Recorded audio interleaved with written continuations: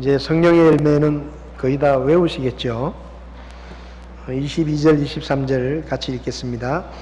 그러나 성령의 열매는 사랑과 기쁨과 화평과 오래 참음과 부드러움과 선함과 믿음과 온유와 절제니 이 같은 것을 대적할 법이 없느니라. 아멘.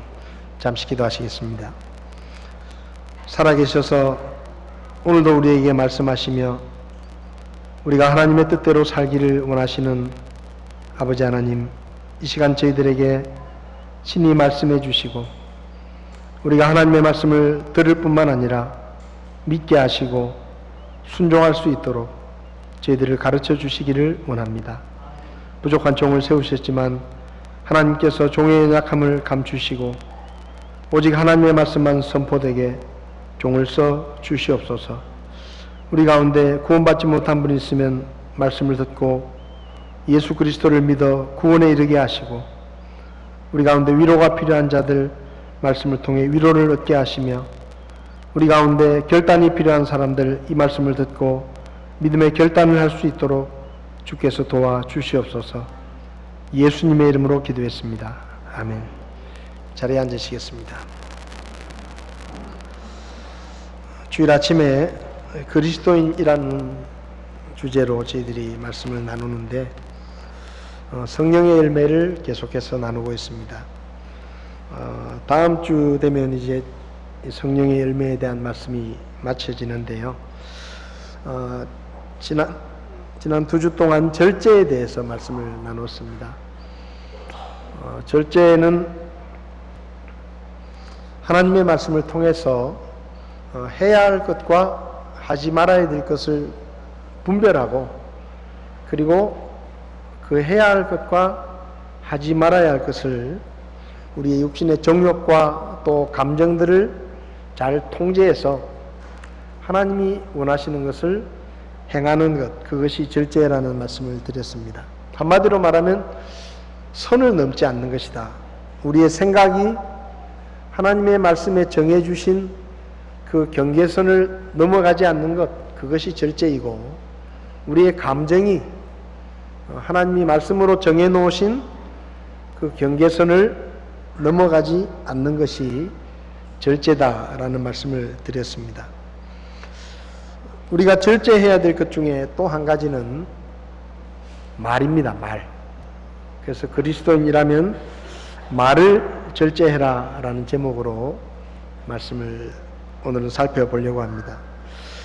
지난 주일에 감정을 좀 절제하라 라는 말씀을 드리면서 화를 낼 때는 천천히 내고, 화를 일단 냈으면 하루 안에 끝내라.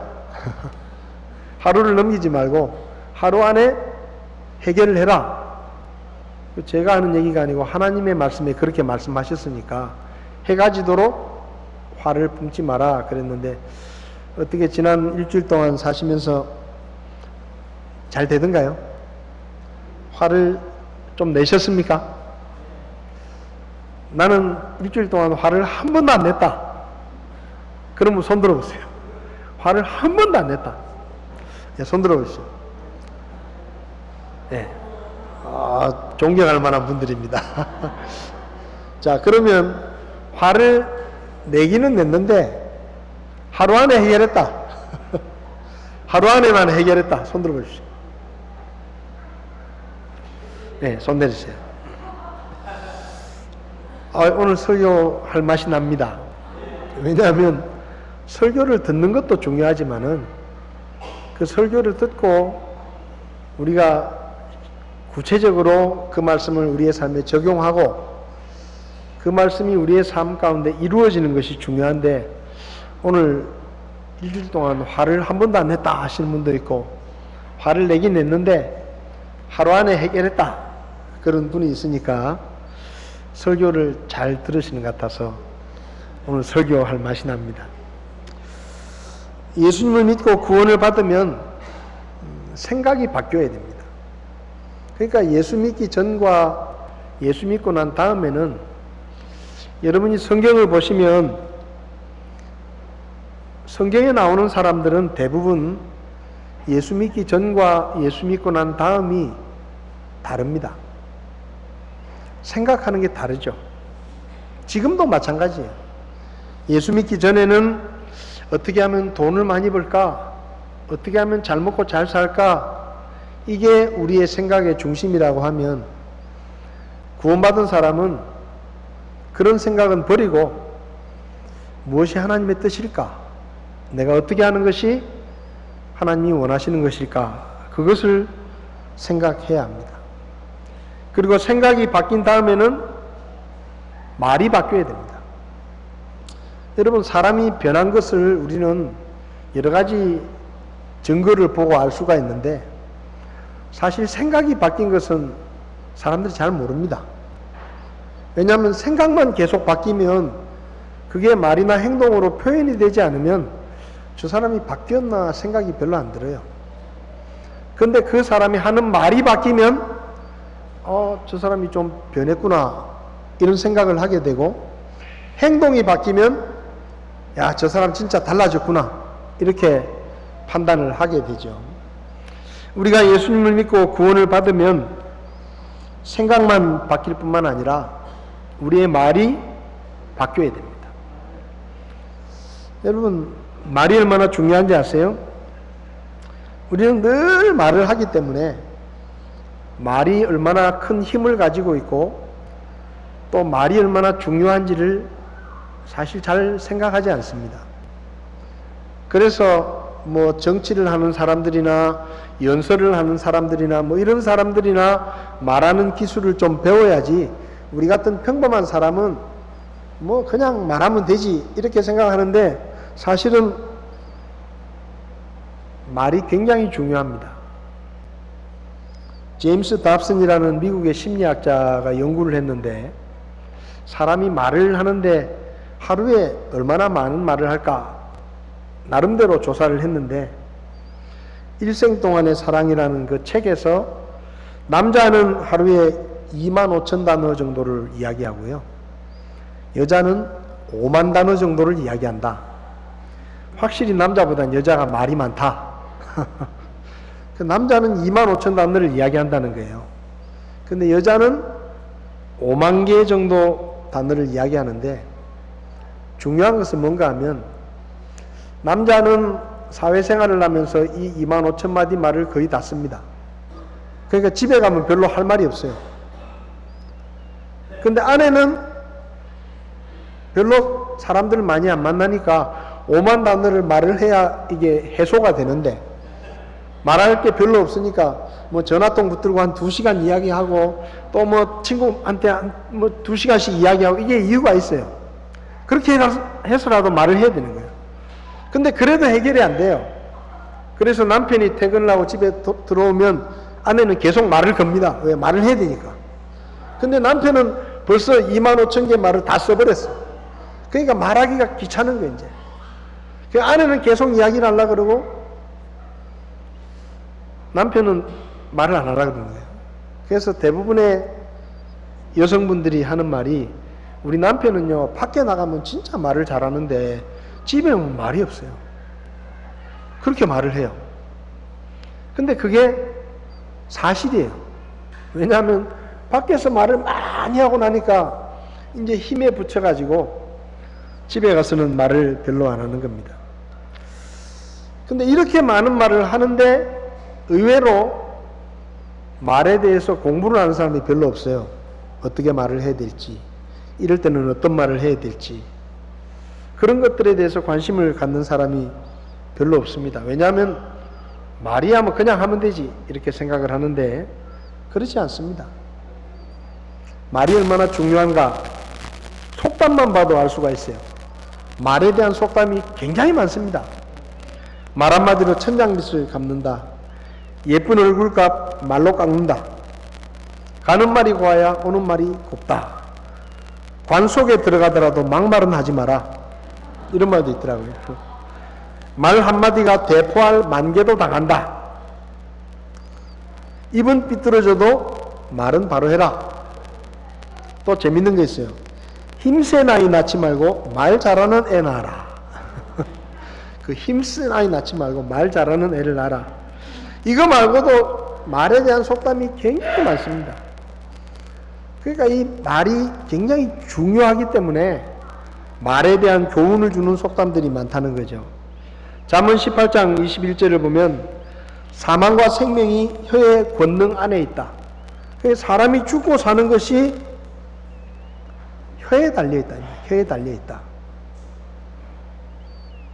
말은 사람이 죽고 사는 것을 결정할 만큼 힘이 있고 중요합니다.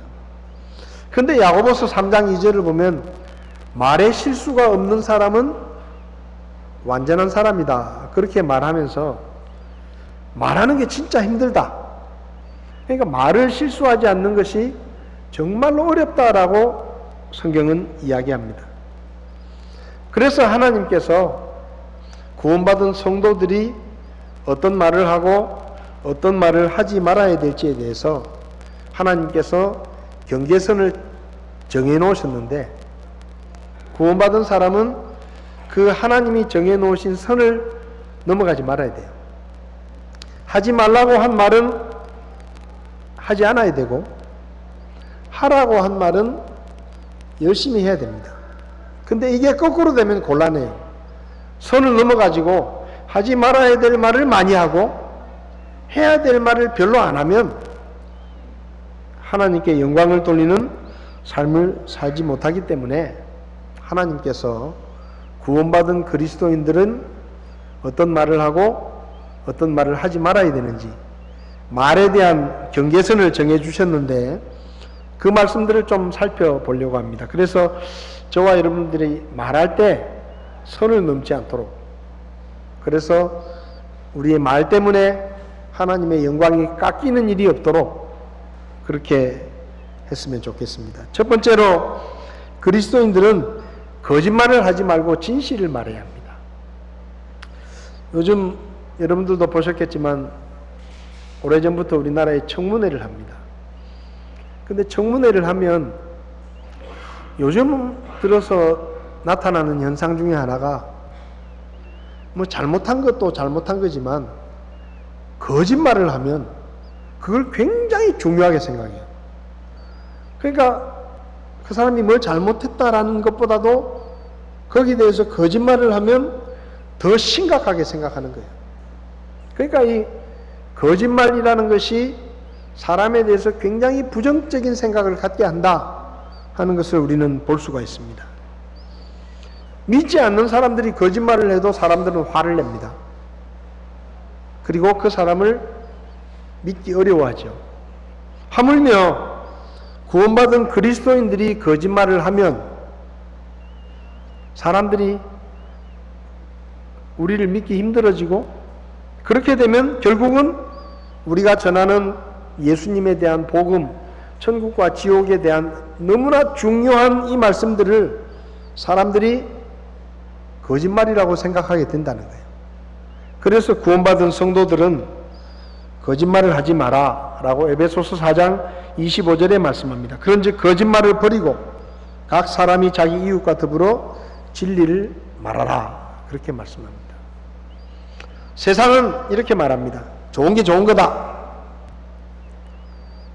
그렇게 이야기하면서 비록 진실이라도 사람들이 불편해하거나 듣고 싶어 하지 않는 말은 안 하는 게 좋고, 비록 거짓말이라도 나쁜 의도가 없이, 소위 말하면 선의의 거짓말은 해도 괜찮다, 세상은 그렇게 말합니다.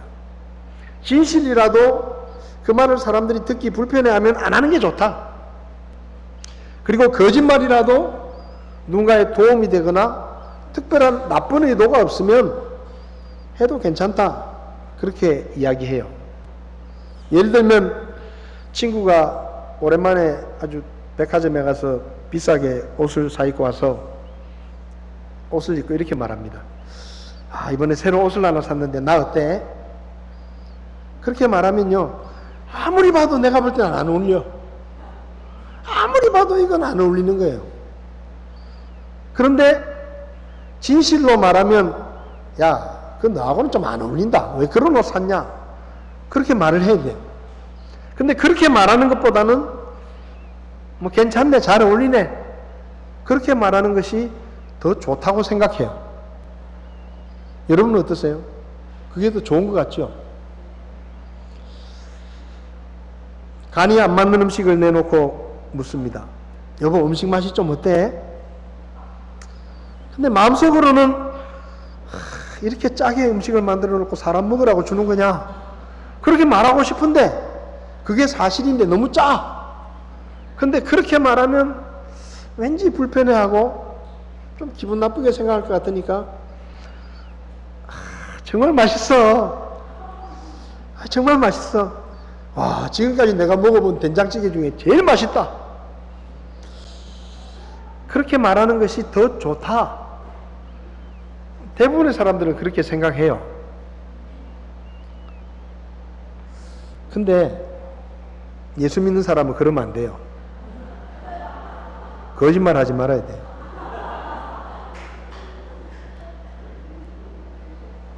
아니, 옷이 안 어울리면, 예? 물론 상처를 안 받게 말을 해야 되죠. 그냥 예를 들면 디자인도 좋고 색상도 참 좋은데 근데 나하고는 조금 안 맞는 것 같다, 뭐 이 정도로 얘기해 주면 다 알아들어요. 그러면 다음에는 그런 옷 안 살 거 아니에요. 근데 야, 잘 어울린다, 야, 그 딱 네 옷이다, 그러면요 그 다음에 또 똑같은 옷 사. 그 계속 안 어울리는 옷만 입고 다니는 거예요. 음식도 마찬가지예요. 짜요. 그러면 그냥 좀 짜다고 얘기하면 되잖아요. 물론 그 말을 상처를 안 받게 해야 되겠죠. 그냥 왜 짜노? 그러면 이제 상처를 받는 거예요. 근데 좀 부드럽게, 아유, 당신 참 진짜 요리 잘했는데 이제 나이가 좀 들어가니까 간을 보는 게 조금 그런 것 같다, 조금 내 입에 조금 짜다, 다음엔 조금 싱겁게 하면 좋겠다, 뭐 이 정도 말하면 뭐 쏴붙이진 않잖아요. 정직해야 돼, 정직해야 돼. 안 어울리는 걸 보고 잘 어울린다, 간이 짠 걸 보고 너무 맛있다, 뭐 거기다가 지금까지 먹어본 된장찌개 중에 제일 맛있다, 그러면요 그 진짜인 줄 알아. 그럼 다음에 또 짜게 해. 계속 짜게 먹어야 돼. 여러분, 사실은 우리가 알게 모르게 우리도 모르게 거짓말을 할 때가 참 많아요. 어떤 때는 의도적으로 할 때도 있지만 어떨 때는 별 생각 없이 말을 했는데 그게 거짓말이 되는 경우가 참 많아요. 근데 예수 믿는 사람들은 그런 것들도 삼가야 됩니다. 왜냐하면 하나님께서 우리에게 너무나 중요한 메시지를 맡겨주셨는데 우리가 그냥 사람들에게 거짓말하는 사람처럼 보여지면 우리가 전하는 이 중요한 복음이 의심을 받을 수도 있고 사람들에게 믿을 만한 얘기로 들려지지 않을 수도 있어요. 그래서 우리는요 좀 욕을 먹더라도 정직해야 돼요. 그래서 안 어울리면 안 어울린다 얘기하세요. 그럼 기분 나쁘겠죠. 그러면 그 친구가 저 친구는 진짜 기분 나쁘다 생각할 거예요. 근데 집에 가서 그 친구는 적어도 거짓말은 안 한다, 그렇게 평가를 할 겁니다. 그러면 나중에 기회가 돼서 그 사람에게 우리가 복음을 전했을 때 그 말을 거짓말이라고 생각은 안 할 거예요. 선의의 거짓말도 될 수 있으면 예수 믿는 사람들은 안 하는 게 좋습니다. 정직하게 이야기를 하는 게 좋아요. 우리는 너무 아는 게 많아요. 예를 들면 암에 걸린 환자에게 아버지가 암에 걸렸는데 자식들이 모여서 의논을 합니다. 야, 아버지한테 암이라고 알려야 되나 말아야 되나. 그러면서 자식들이 너무 많이 알아. 야, 우리가 얘기를 하면 아버지가 어떻게 되고 앞으로 어떻게 되고 어떻게 되면 큰일이다, 그러니까 숨기자.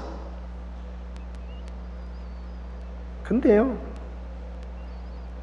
대부분의 경우를 보면 말하기 전에 본인이 알아요. 말하기 전에 본인이 알아요. 진실을 말하는 것 때문에 손해를 볼 수도 있고 때로는 비난을 듣거나 공격을 받을 수도 있고 욕을 먹거나 재수 없다는 소리를 들을 수도 있습니다. 사람들로부터 왕따를 당할 수도 있어요. 그런데 예수 믿는 사람들은 적어도 저 사람 거짓말쟁이다라는 말은 안 들어야 돼요. 그래야 우리가 전하는 복음이 사람들에게 진실이라고 받아들여지는 겁니다. 하나님께서 우리에게 구원의 복음을 전하는 일을 맡기셨습니다. 우리가 거짓말을 해서 신뢰를 잃으면 우리가 전하는 복음을 사람들은 의심하게 될 것입니다. 우리가 사람들에게 말해야 할 진실 중에 가장 중요한 진실이 바로 사람의 영원한 운명에 관한 하나님의 말씀입니다. 진실을 말하라 그랬잖아요. 진실을. 사람이 듣고 싶어 하지 않고 불편해 하더라도 우리는 사람들 앞에서 모든 사람은 하나님 앞에서 죄인이고 죽은 후에는 하나님의 심판을 받고 지옥에 가서 영원한 고통을 당하게 된다는 사실을 이야기해야 됩니다. 그게 진실을 말하는 거예요. 물론 에베소서 4장 15절 말씀처럼 사랑 안에서 진리를 말해야 돼요. 여러분, 우리가 조심해야 될 게 뭔가 하면 사람들에게 복음을 전할 때 우리가 전하는 그 복음의 초점이 사람들에게 오해를 줄 수 있습니다. 우리는 모든 사람은 죄인이고 그래서 사람들은 죽은 후에 하나님의 심판을 받고 지옥에 간다는 것을 이야기합니다. 근데 그 얘기를 듣고 좋아하는 사람 별로 없어요. 다들 불편해해요. 뭐 아직도 살 날이 많은데 뭐 벌써 죽는 얘기를 하냐. 그리고 죄인이라고 얘기를 하면 기분 나쁘게 생각해요. 근데 여러분, 우리가 사람들에게 말해야 되는 가장 중요한 게 뭔지 아세요? 가장 중요한 것은 당신은 죄인이고 죽은 후에 심판을 받고 지옥에 간다는 얘기가 아니에요. 그보다 더 중요한 얘기가 있어요.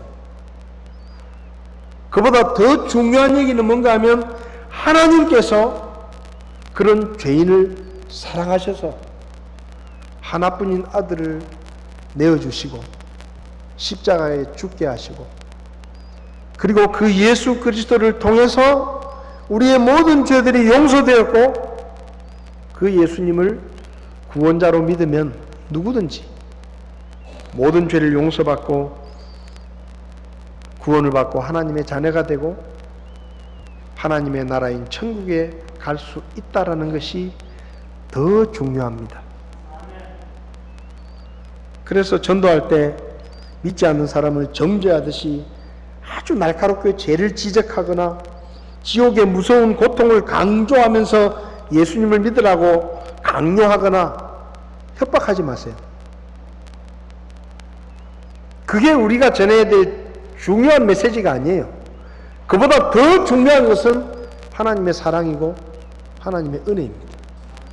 근데요, 전도하다가 이게 너무 죄에 대해서 막 이야기를 하고 막 공포를 유발시키고 막 협박을 하듯이 예수 믿어야 된다 이러다 보니까 그 사람이 정신이 하나도 없어가지고 너무 기분이 나빠가지고 하나님의 사랑과 하나님의 은혜는 들리지도 않아. 그 사람이 그렇잖아요. 너무 세게 한 대 얻어맞으면 그 다음에 작게 얻어맞는 건 아프지도 않아요. 그것처럼 뭐 죄에 대해서 지옥에 대해서 너무 많이 얘기를 하다 보니까 막 그냥 듣기 싫은 거예요. 그래서 그 다음에 하나님의 사랑을 이야기하고 하나님의 은혜를 이야기하는데 그거 들리지도 않아요. 사랑 가운데 사랑 안에서 진리를 말하는 것입니다. 정죄하듯이 말하는 게 아니라 불쌍히 여기는 마음으로 우리가 복음을 전할 때 어떤 마음으로 해야 되느냐? 날마다 동네 의기에 나가서 집 나간 아들이 다시 돌아오기를 애타게 기다리는 그 아버지의 마음으로 죄인을 사랑하셔서 하나뿐인 아들을 십자가에 죽게 내어주신 그 하나님의 사랑의 마음으로 불쌍히 여기면서 진리를 전해 주어야 됩니다. 거짓말을 자꾸 하다 보면 우리가 말하는 이 진리가 거짓으로 들리게 됩니다. 적어도 저 사람 거짓말은 안 한다, 그런 정도의 인정을 받고 신뢰를 받아야 우리가 하는 말이, 우리가 전하는 복음이 사람들에게 거짓말처럼 들리지 않아요. 그래서 예수 믿는 사람들은 정말로 거짓말을 하지 말아야 돼요. 작은 거짓말이라도, 선의의 거짓말이라도, 차라리 선의의 거짓말을 할 상황이 되면 아무 말을 안 하는 게 좋습니다. 가만히 있는 거예요, 그냥. 가만히 있는 건 거짓말은 아니잖아요. 예를 들어서, 야, 아버지한테 암이 아니라고 말하자. 그건 거짓말이에요. 그건 가만히 있으면 돼. 아무 말 안 하고. 그럼 거짓말은 아니잖아요.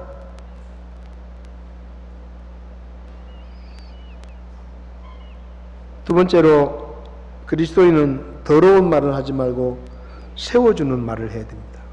에베소서 4장 29절을 보면, 부패한 대화는 결코 너희 입 밖으로 내지 말고 오직 세워주는 일에 쓸 좋은 것만을 말하며 그것이 듣는 자들에게 은혜를 끼치게 하라. 부패한 대화를 더러운 말이라고 할 수 있습니다. 예수 믿는 사람은 더러운 말을 하지 말아야 돼요. 에베소서 5장 4절을 보면, 또한 추잡한 것이나 어리석은 이야기나 희롱하는 말도 적합하지 아니하니 하지 말고. 여러분, 예수 믿는 사람들은 말에 품위가 있어야 돼요. 품위가 있어야 돼요.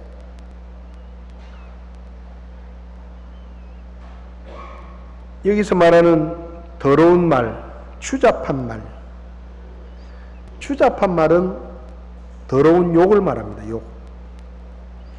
여러분, 우리나라 사람들이 쓰는 욕의 대부분이 사람의 신체와 관계가 있다는 걸 여러분 아십니까?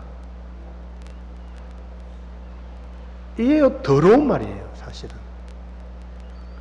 어리석은 이야기는 불평이나 원망 혹은 다른 사람에 대해서 험담을 하는 것입니다. 희롱하는 말은 외설적이고 저속한 농담을 이야기합니다. 이런 말들을 하지 말아야 돼요. 예수 믿는 사람은 욕을 하지 말아야 됩니다. 전에 제가 말씀드렸죠. 제가 예수 믿기 전에 욕에 관한 한 거의 전문가였습니다. 제가 다니던 학교에서 저만큼 욕을 잘하는 애가 없었습니다. 정말 욕을 잘했어요. 아주 기술적으로 욕을 했습니다. 만약에 욕의 단수가 있다면 저는 9단쯤 됐을 거예요. 왜 웃으세요, 자꾸?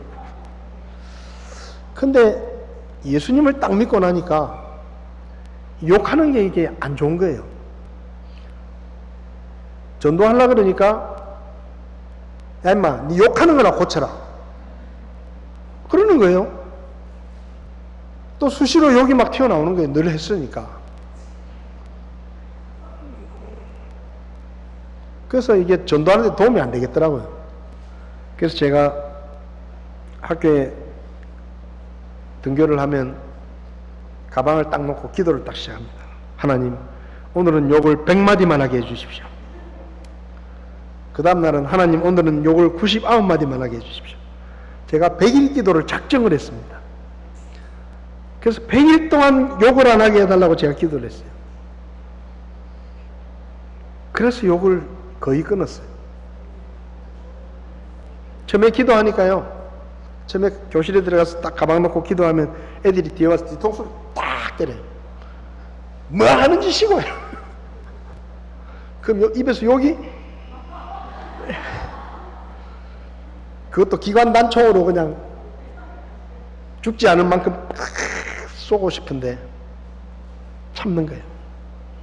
내가 예수 믿으니까 봐준다. 그래서 끊었어요. 마태복음 5장을 보면 욕하지 마라, 그렇게 말씀하십니다. 예수님께서.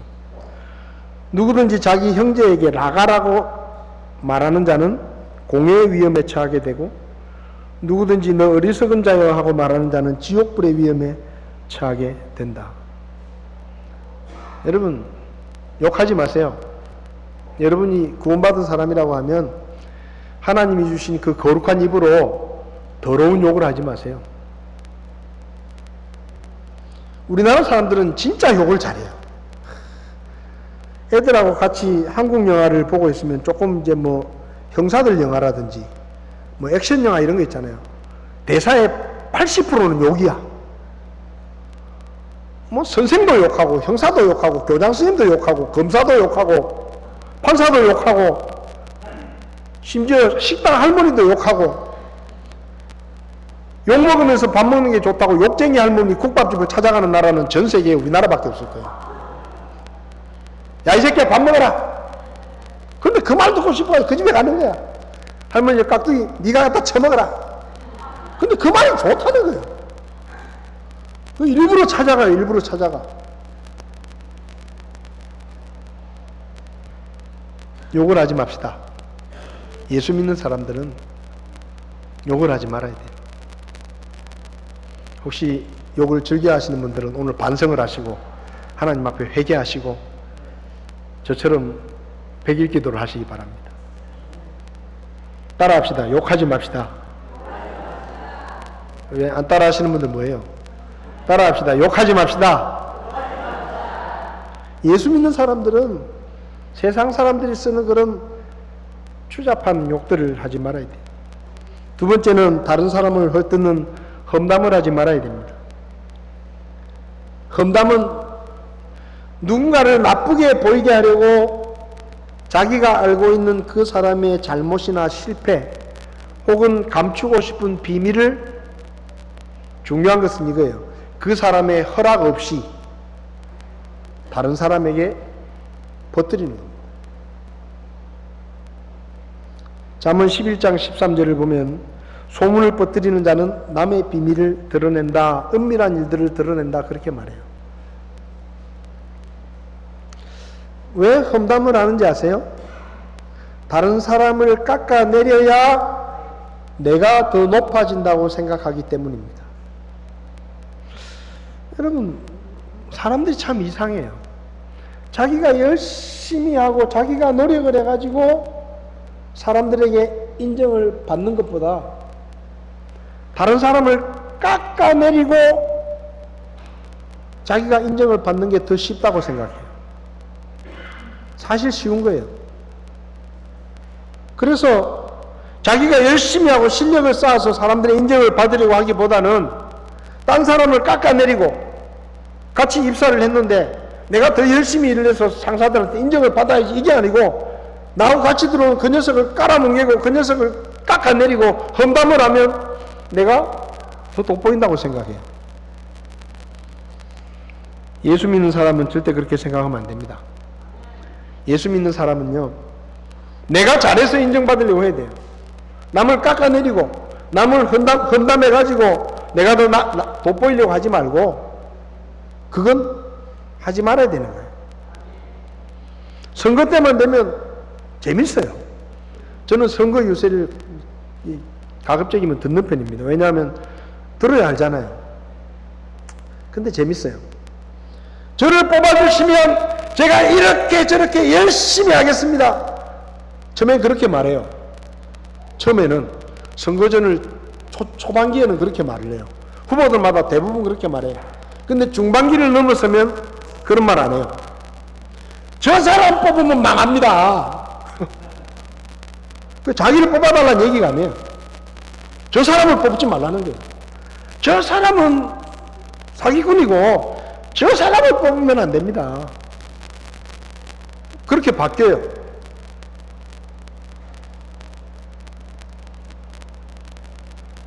우리 교회 자매들은 그렇지 않지만 보통 여자들 이야기를 들어보면 남편 흉을 많이 봅니다. 남편이 뭐 어쩌고저쩌고 했다. 근데 그 말의 결론이 뭔지 아세요? 결론은 절대 얘기 안 해요. 근데 마음속으로 말하지 않은 결론은 항상 똑같아요. 남편은 시원찮은데 나니까 살아준다. 그거예요. 내 남편은 이래 시원찮고 이런 사람인데 나니까 살아준다. 그러니까 나 괜찮은 사람이다. 험담하는 이유가 그런 겁니다. 저 사람은 저렇게 잘못이 많은데 나니까 참아준다.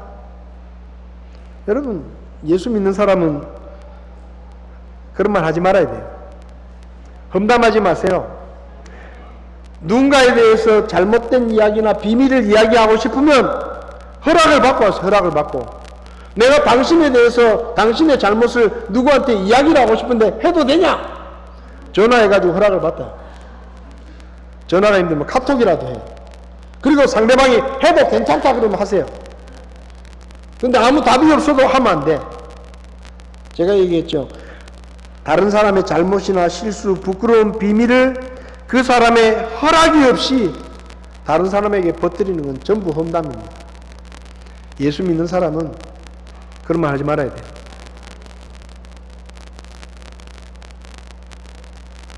따라합시다. 험담하지 맙시다. 외설적이거나 저속한 농담을 하지 말아야 돼요. 우리나라 좀 특별한 게 있는데, 멀쩡한 남자들이 예비군복만 입으면 이상하게 변합니다. 멀쩡한 남자들이 예비군복만 입으면 이쁜 여자가 지나가면 다 소리 질러요. 왜 소리 지르는지 모르겠어. 양복 입고 있을 때는 소리 안 지르거든요. 근데 예비군복만 입으면 차 타고 가다가 뭐 이렇게 훈련받으러 가다가 이쁜 여자가 지나가면 한 사람이 소리 지르면 다 같이 소리 질러. 그 안에 대학 교수도 있고 다 있는데 절대 혼자서는 안 그러는데, 예수 믿는 사람은 외설적인 음담패설이나 수준 낮은 저속한 농담을 하지 말아야 됩니다. 이건 뭐 설명을 안 해도 다 아실 거예요. 하지 말아야 돼요. 농담이라도 품위 있게 해야 됩니다. 품위 있게. 이상한 농담을 하거나 성적으로 외설적인 그런 농담을 하지 말아야 돼요. 그건 예수 믿는 사람들에게는 어울리지 않는 거예요. 성경을 보십시오. 예수님이 그런 말씀 하신 적 있습니까? 예? 성경은 이런 말들을 하지 말고 대신에 이런 말을 해라 하고 말씀하시는데, 듣는 자들에게 은혜를 끼치고 서로 세워주는 말을 해라 라고 말씀합니다. 칭찬하고 격려하는 말을 많이 해야 됩니다. 사람들은 칭찬보다는 비난하는 말을 더 많이 합니다. 대부분이 그래요. 예수 믿는 사람들은 반대로 해야 됩니다. 칭찬하는 말을 많이 해야 됩니다. 칭찬은 고래도 춤추게 한다 그랬잖아요. 히브리서 10장 24절을 보면 서로 살펴보아 사랑과 선한 행위에 이르도록 격려하며 그렇게 말씀합니다. 여기서 강조점은 서로 살펴보라는 게 강조점이 아닙니다. 사랑과 선한 행위에 이르도록 격려해라. 왜 살펴보아야 되느냐? 격려하기 위해서 살펴보라는 거예요. 잘못하면 비판하기 위해서 째려보지 말고, 뭐 잘못한 게 없나 살펴보지 말고 격려하기 위해서 살펴보라는 거예요. 칭찬할 게 없나 하고 쳐다보라는 거예요.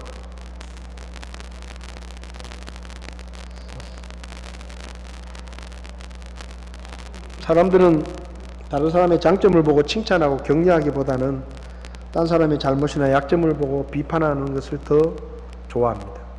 그게 익숙해져 있어요. 한 사진작가가 사진여행을 하는 중에 밥을 먹으러 한 식당에 들어갔습니다. 카메라를 딱 좋은 걸 들고 들어가니까 식당 주인이 자기도 사진 찍는데 좀 관심이 있는지 음식을 딱 갖다 주더니, 아이고 혹시 사진작가세요? 예. 아이 뭐 사진 찍으러 오셨는가 봐요. 아 그렇다고. 이 동네 뭐 좋은 데 사진 찍을 만한 데가 있냐? 그러니까 어디 추천해 줍니다. 그래서 식당 주인이, 아이 그 선생님 찍은 사진을 좀, 저도 사진에 관심이 많은데 좀 보여주실 수 있냐고. 그래서 사진을 보여줬어요. 사진을 다 보더니 식당 주인이 이렇게 말합니다. 아, 카메라가 좋아서 그런지 사진 참 잘 찍었네요.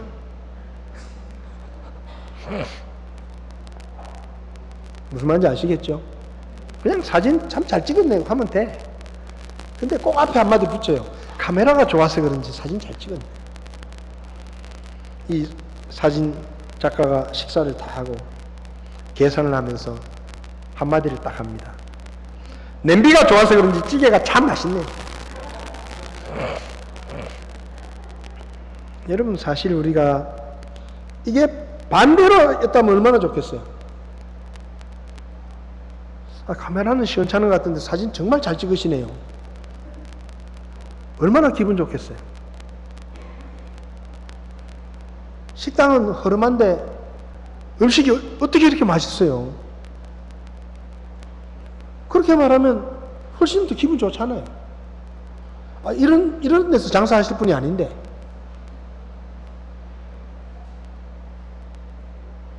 그러면 분위기가 훨씬 더 좋지 않았겠어요? 가정에서, 교회에서, 직장에서 말을 할 때 칭찬을 하면 훨씬 더 좋지 않겠습니까? 저도 반성하면서 설교하는 거예요, 지금.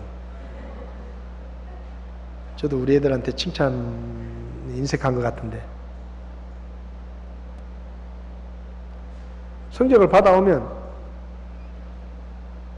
양양양양양 가양, 예를 들어서 그러면요, 너 공부를 이따위로 해가지고 나중에 뭐 될래?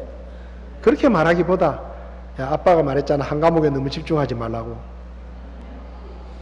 한 과목만 잘하면 되겠다, 이렇게 얘기할 수도 있잖아요. 다 공부 잘할 수 있습니까? 다 1등 할 수 있어요? 다 1등 하려면요, 그 학교 학생이 한 명밖에 없어야 돼요. 다 1등 못해요. 올림픽 같은 걸 보면 우리나라 선수들은 은메달을 따도 억울해서 웁니다. 좋아서 우는 게 아니고 억울해서 울어요. 근데 외국 선수들은 다 그런 건 아니지만 동메달을 따도 너무 좋아해요. 우리는 은메달을 따도 억울해서 땀을 치면서 울어. 이러면서 막 억울해가지고 막 졌다고. 세계 2등이에요. 은메달이면 올림픽 은메달이면 세계 2등이잖아요. 얼마나 잘한 거예요. 근데 억울해하는 거예요. 1등 못했다고. 칭찬 많이 해주십시오. 감사의 말을 해야 됩니다. 에베소서 5장 4절에 오히려 감사하는 말을 해라. 한 자매가 믿지 않는 남편하고 결혼을 했는데 술을 얼마나 좋아하는지 10년 넘게 기도하고 또 기도해도 하나님이 안 들어주시고 남편은 하나도 안 변하는 거예요. 그날도 술에 취해가지고 집에 들어가지고 그냥 널브러져 있어요. 속이 상하는 거예요. 하나님, 내가 10년을 기도했는데 어떻게 이놈의 인간을 하나도 바꿔주지 않고 달라지지 않냐고. 속이 너무 상한 거예요. 근데 지난주 설교에 목사님이 모든 일에 감사해라, 감사의 기도를 드리면 기적이 일어날 수도 있다, 그런 설교를 생각나서 기도를 합니다. 술에 골아 떨어져 정신없이 코골며 자는 남편을 쳐다보면 한심하기도 하지만 그래도 없는 것보다 낫습니다. 저렇게 술이 많이 취해서도 딴 데 안 가고 꼬박꼬박 집에 잘 찾아오니까 좋습니다. 술을 저렇게 많이 마셔도 병원 한 번 안 간 거 감사합니다. 토요일에는 술을 더 많이 마셔서 주일날은 어김없이 잠만 자니 제가 교회 가는데 전혀 방해를 하지 않으니 감사합니다. 근데 인기적이 나서 눈을 떠보니까 남편이 빤히 쳐다보고 있어요. 술 먹고 그렇게 내가 당신 속을 새겼는데 당신은 이런 남편도 고맙다고 하니 내가 참 할 말이 없다. 이번 주부터 내가 같이 교회 갈게. 이 간증이, 어떤 자매가 간증을 이렇게 써놨더라. 그래서 같이 교회 가고 예수 믿고 변화돼 가지고 지금은 너무 즐겁게 같이 주님을 섬긴다. 감사의 능력입니다. 감사하십시오. 축복하십시오. 로마서 12장 14절에 너희를 핍박하는 자들을 축복하라 그랬습니다. 원수에게도 축복하라 했어요. 그럼 우리가 원수가 아닌 사람들에게는 얼마나 많이 축복을 해야 되겠습니까? 좀 복을 빌어주세요. 너 하느님마다 안 될 거야 그러지 마시고 너 뭐든지 잘할 거야 그렇게 얘기하세요. 축복해 주세요. 개업 예배 하는데 가가지고 식당도 많고 사람도 별로 없는 것 같고 장사가 되겠나? 그렇게 말하지 말고 잘 될 거라고 복을 빌어주고 축복해주고. 성경을 보면 유대인들은 아버지가 자식들을 축복합니다. 근데요, 성경을 보세요. 그 축복의 말이 그대로 이루어진 경우들이 많아요. 예수 믿는 우리가 말을 바꿔야 됩니다. 말을 바꿔야 우리 행동도 달라지고 우리 가정이 달라지고 우리가 있는 곳이 달라집니다. 하나님께서 우리에게 말을 주셨습니다. 솔직하게 말씀을 드리면요, 제가 인터넷에 이동수 목사의 3분 복음이라는 전도 영상을 지금 만들고 있습니다. 2번 만들었는데요. 왜 만들게 됐는가 하면 제 느낌에 제가 뇌경색을 앓고 나서 말이 좀 어눌해졌는데 그게 별로 좋아지는 것 같지 않아요. 그리고 제 느낌에 조금씩 더 안 좋아지는 것 같아요. 그래서 제가 나중에 내가 하고 싶은 말을 다른 사람이 듣기 불편하지 않을 만큼 해줄 수 있는 시간이 어쩌면 그리 길지 않을 수도 있겠다. 그런 생각이 들어서 하여튼 어떤 복음을 전하는 그 메시지들을 빨리 좀 많이 찍어서 그래도 말을 잘할 수 있을 때 많이 올려놔야 되겠다. 그런 생각을 했습니다. 여러분, 하나님이 우리에게 말을 주셨는데 우리에게 주신 그 말로 하나님께 영광을 돌리는 말을 할 수 있기를 바랍니다. 거짓말하지 말고 더러운 말하지 말고 축복이 되고 감사가 되고 서로에게 진실을 이야기하고 주님의 복음을 증거하는 일에 저와 여러분들이 더 우리의 입술이 쓰여지도록 그렇게 할 수 있기를 바랍니다. 다 눈을 감으시겠습니다. 다 눈을 감으세요. 영국의 어느 식물원에 12그루의 나무를 심고 거기 12제자의 이름을 써놓았다고 합니다.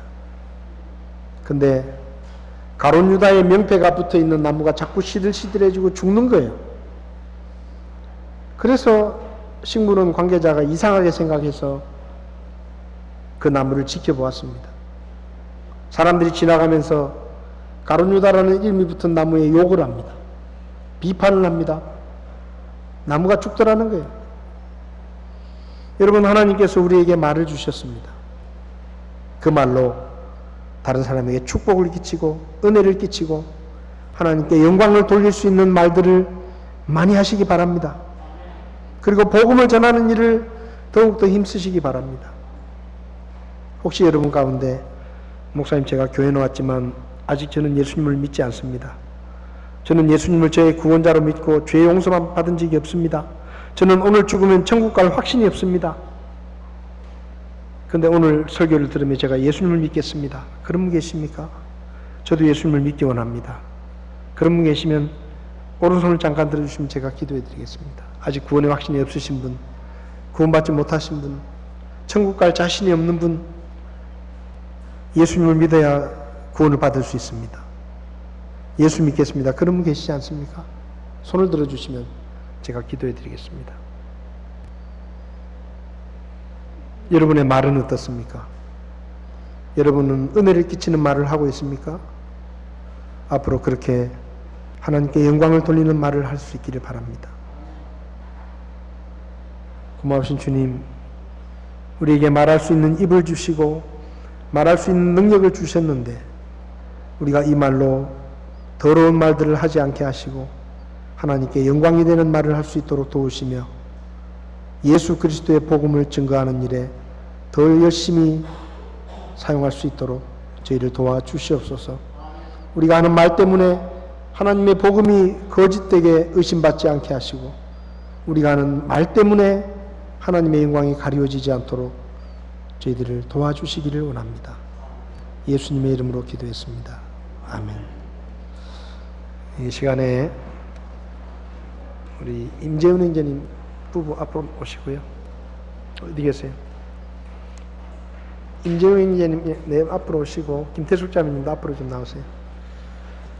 이분들은 다른 교회를 다니시면서 구원의 확신을 가지고 침례를 다 받으셨기 때문에 우리 교회 회원이 되시기 위해서 우리의 믿음과 같은 믿음을 가지고 있는지 간증을 하기 원하셔서 이 시간 나오셔서 간증하시겠습니다. 먼저 우리 김태숙 자매님 앞에서 간증을 해주시면 좋겠습니다. 잘 들으시고 이분들이 우리 교회 회원이 되기 원하시는데 우리와 같은 믿음을 가지고 있는지 잘 들으시기를 바랍니다.